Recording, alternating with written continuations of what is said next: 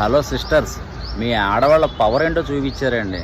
పాకిస్తానోడు నీ నుదుటిన సింధూరం తుడిచేశాను, వెళ్ళి నీ మోదీకి చెప్పుకొని సవాల్ చేసినప్పుడు నేను ఇంక యుద్ధం మామూలుగా ఉండదేమో, 1,00,000 మంది మిలిటరీ సైన్యాన్ని పంపిస్తాడేమో అనుకున్నా, కానీ ఒక 2 ఆడవాళ్ళని పంపించాడండి పాకిస్తాన్కి.